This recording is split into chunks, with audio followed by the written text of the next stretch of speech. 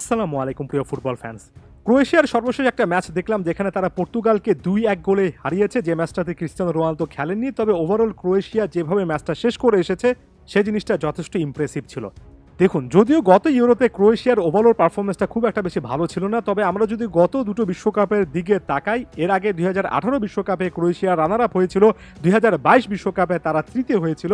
ক্রোয়েশিয়ার golden generation কিন্তু এটাকে বলা হচ্ছে। এটা এমন একটা দল যেখানে আপনি হয়তোবা অনেক বড় রকমের তারকা খুব বেশি পাবেন না, তবে যারা আছেন তারা সব মিলিয়ে এতটা টিম স্পিরিট বজায় রাখতে পারেন যে একটা দলগত খেলা ফুটবলে ক্রোয়েশিয়াকে সমীহ করতে হয়। এই টিম স্পিরিটের কারণে ক্রোয়েশিয়া সত্যিকার অর্থে বড় বড় টুর্নামেন্টে অনেক দলের জন্য আসলেই চিন্তার কারণ হয়েছে। ওভারঅল ইউরোতে যে স্কোয়াডটা ঘোষণা করেছেন কোচ দালিচ, সেটার দিকে যদি তাকান, গোলকিপার হিসেবে ডমিনিক লিভাকোভিচের মতো রেগুলার একজন পারফর্মার আছেন। নিশ্চয়ই আপনাদেরকে মনে করে দিতে হবে না যে বিশ্বকাপে তিনি কি টাইপের পারফরমেন্স দিয়েছিলেন। ডিফেন্সে ম্যানচেস্টার সিটির ইয়েস্কো গ্যাভার্ডিওলা আছেন, যিনি কিনা এই মুহূর্তে যথেষ্ট ইনফর্ম একজন ফুটবলার। আরও অনেক প্লেয়ার রয়েছেন, যেমন এই মুহূর্তে বেয়ার লেভারকুসেনের হয়ে ভালো একটা সিজন কাটানো জোসিফ স্তানিসিসের কথা মনে পড়ছে। এছাড়া আয়াক্সের বর্না সোসা কিংবা এইকে এথেন্সের ডমাজোক ভিদা, এরা কিন্তু ক্রোয়েশিয়ার জার্সিতে যথেষ্ট ভালো পারফরমেন্স দেন। ক্রোয়েশিয়া এমন একটা দল যেখানে মিডফিল্ডটাই তাদের মূলত শক্তির ব্যাপার, এবং এই মুহূর্তে আপনি যদি মিডফিল্ড অভিজ্ঞতার কথা দেখেন তাহলে ক্রোয়াটদের মতো খুবই অভিজ্ঞ মিডফিল্ড খুব কমই আছে, বিশেষ করে ইউরোপিয়ান অঞ্চলে। যেমন বরাবরের মতো লুকা মদ্রিচ রয়েছেন, এ বয়সে এখনও গেমটা কন্ট্রোল করতে পারেন, এ ম্যাচও একটা গোল পেয়েছেন। আল নাসরে বরাবরে ভালো ফুটবল খেলা মার্সেলো ব্রোজোভিচ রয়েছেন।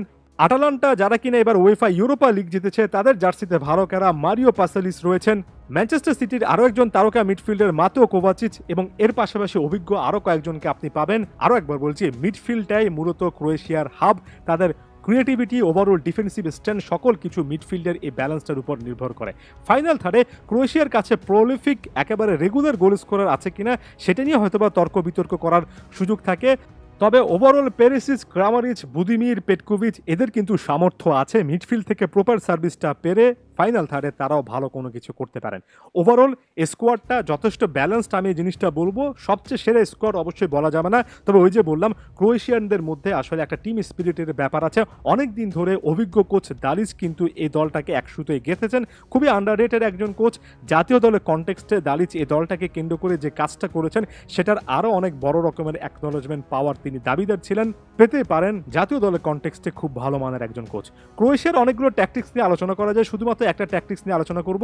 ক্রোয়েশিয়া সাধারণত মিড ব্লক ডিফেন্স কিংবা মিড ব্লক প্রেসিং এমন জিনিস করতে পছন্দ করে, অর্থাৎ তারা প্রেসিংটা মূলত শুরু করে মাঠের মিড থার্ড থেকে মাঝের অংশ থেকে। এই মুহূর্তে আপনার আর্জেন্টিনা এবং ক্রোয়েশিয়ার মধ্যকার ম্যাচে যে ছবিটা দেখছেন সেখানে নিশ্চয়ই দেখতে পাচ্ছেন যে মিডফিল্ডে প্রায় 5 জন প্লেয়ার রয়েছেন প্রায় একই রকমের একটা লাইনে, এবং এই জায়গা থেকে ক্রোয়েশিয়া আসলে প্রেসিংটা শুরু করে। একেবারে মিডফিল্ড নির্ভর একটা সিস্টেমের কথা যে বললাম, এখানে মিড ব্লকটা আপনি খুবই কমনলি দেখতে পারবেন। পরের ছবিতে যদি চলে যান ব্রাজিলের বিপক্ষে ম্যাচে, এখানেও দেখবেন যে প্রায় প্রত্যেকটা ব্রাজিলিয়ান প্লেয়ারের সঙ্গে একজন করে ক্রোয়েশিয়ান প্লেয়ার কিন্তু গায়ের সঙ্গে লেগে আছেন। অ্যাগেন তারা ডিফেন্সের শুরুটা করছে মিডফিল্ড থেকে। ওভারঅল মিড ব্লক একটা প্রেসিং সিস্টেম, এবং এই মিড ব্লক সিস্টেমের পজিটিভ দিকও আছে, নেগেটিভ দিকও আছে। তবে সবচেয়ে বড় পজিটিভ দিক যেটা, ক্রোয়েশিয়া তাদের শক্তির জায়গাটা খুব ভালোভাবে আইডেন্টিফাই করতে পারে। যে দলটাতে লুকা মদ্রিচ, ব্রোজোভিচের মতো প্লেয়াররা আছেন মিডফিল্ডে, তাদের সবচেয়ে বড় শক্তির জায়গা হওয়া উচিত, এবং ক্রোয়েশিয়া সবসময় সেখানে ফোকাস করে।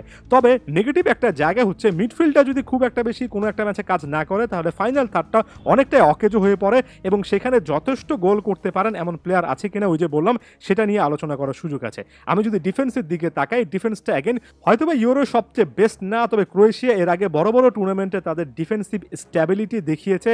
ডিফেন্সে নির্ভর হয়ে ডিফেন্স করার যে একটা ব্যাপার, সেটা অনেক সময় গ্যাভার্ডিওল, সোসা কিংবা স্টানিসিসটা ভালোভাবে করতে পারেন, এবং তারা ব্যর্থ হলে লিভাকোভিচ ওই অপশনটা প্রোভাইড করেন, যেখানে অনেকগুলো ম্যাচ, অনেকগুলো আক্রমণ তিনি একক দক্ষতায় আসলে সেভ করবেন।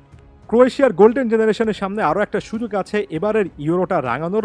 দেখা যাক আন্ডারডগ এ দলটা আসলে কেমন করতে পারে। ডার্ক হর্স দলগুলোর তালিকায় ক্রোয়েশিয়াকেও আপনি রাখতে পারেন। ধন্যবাদ সবাইকে।